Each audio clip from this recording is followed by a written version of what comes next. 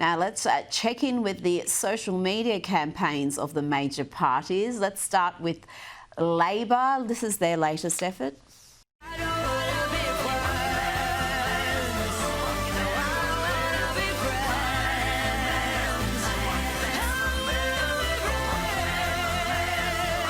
Authorised P. Erickson, ALP Canberra. Okay, it looks like the Liberals are taking a page out of Labor's playbook in trying to appeal to younger voters with these sort of left field ads. They've used the awful Snow White movie to mock Labor. This movie is such a flop. Yeah, people would walk out even if they played the film on a plane. But it's still better than this mid-awe Labor government. You think this trash movie is better than their debt-filled budget? Labor are terrible, but this movie is a tougher watch than TikTok in the meme depression. Look, I know we got 2 out of 10 on IMDb, but have you seen the power prices under Labor? Authorised by Ahurst Liberal Canberra. Prue, you are the PR maven. What do you think of what you've just seen? Look, I can understand why they're targeting this generation and online media, because it's the main consumption now of many, many voters of all demographics. But I think these 2 attempts are really quite pathetic. Too hard, too long, too cryptic. I just don't understand it. I suppose one could argue that they're a bit better than Claire O'Neill's attempts, homegrown attempts, and Bowen's attempts. But really, they're not hitting the mark. What they need to do is probably get some younger people, not these, sort of advertising types who are probably sniffing all sorts of different things in between, coming up with creative campaigns, to come up with some ideas. But I just think these miss the mark. Well, we've got another one for you, because it's not just the major parties, the minor parties, the independents, they're all joining in. Let's have a look at Senator Fatima Payman's effort.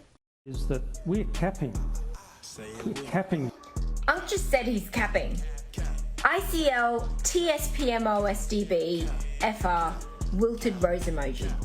Tina, I'm not sure exactly what that was about, but I did have a look at the Instagram comments, and they weren't complimentary is all I can say. Rita, I must be ancient. I don't get any of these ads. The Labor one in particular. The Liberal one, I think, was silly to use the Snow White reference, because that actress in Snow White is the wokest of woke, and although the movie apparently is shocking, she'd still have plenty of fans, so I wouldn't touch that. And Fatima, look, very few people know who she is. She has very little to say, and are going to be even more confused by watching that. Yes. Now, the Liberals have started adding Monique, don't take this sign posters alongside their Amelia Hamer posters in the seat of Kooyong. This is brilliant. Clever. This is after the husband of the Teal MP, Monique Ryan, was caught on camera removing one of Hamer's campaign ads last week. Tina, this is actually clever. It's employing humour, and it's making the point. It's reminding that electorate of what happened. That's right. Look, I think it's brilliant. And I was having a particular tough day the other day when I first saw this ad, and it really made me just burst out laughing. I think it's a joyous, clever ad, and we need more like this to win an election.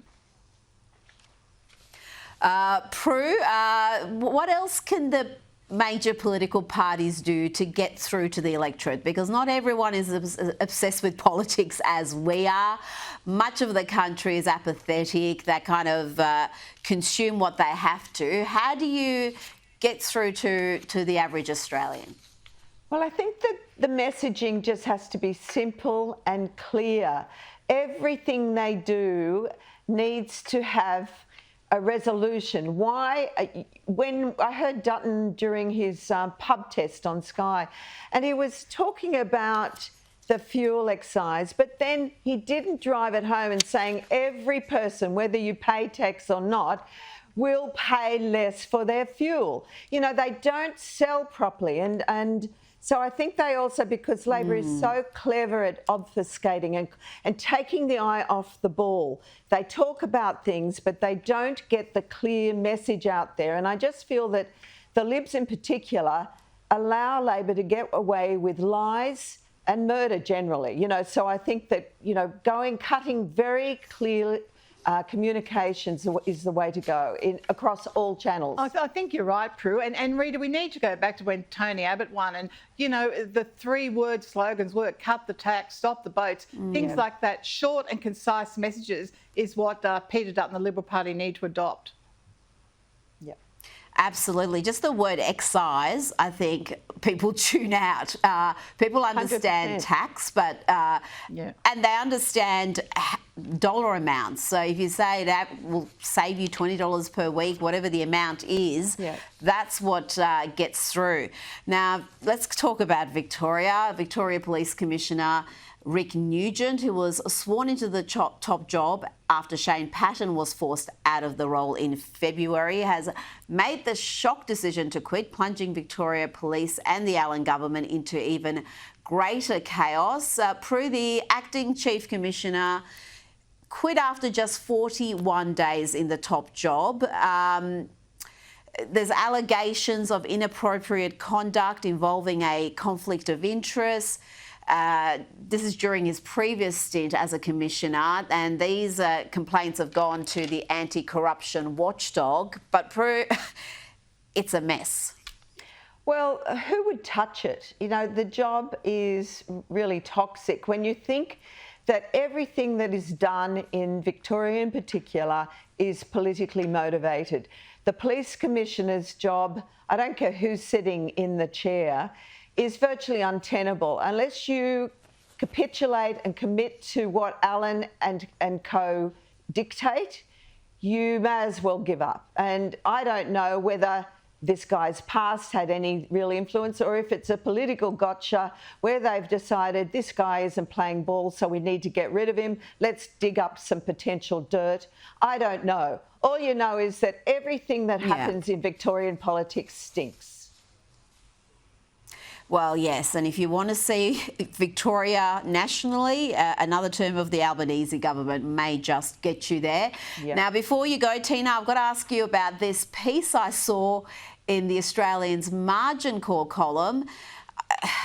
A bit bizarre if you ask me. It was an attack against the Whitehaven Coal director Raymond Zage because he likes posts on social media that are in support of Trump and Elon Musk. He noted that Elon Musk would be a fantastic president. It's a shame he can't run to be president. This anonymous columnist labelled that embarrassing and nutty. I mean, where is this coming from? Where is this? It's almost like we're back into 2016 where they don't seem to appreciate that this is the duly elected president of the United States and he enjoys enormous support, not just in America. Yeah, look, he's been overwhelmingly elected. So, you know, everyone's got the right to say, but I think, and if you want to support Trump and praise what him and Musk are doing, you should be able to without being ridiculed. I mean, it's just ridiculous. And good on him for saying what he really believes and what his thoughts are regarding the US. And, you know, that's a bold, brave move, and I think more of us should do it. Absolutely, and I had a look at the comments from the Australians' readers, and they were not too impressed with the angle the columnist had taken, the unnamed columnist. Prue MacSween, Tina McQueen, thank you so much for your time tonight.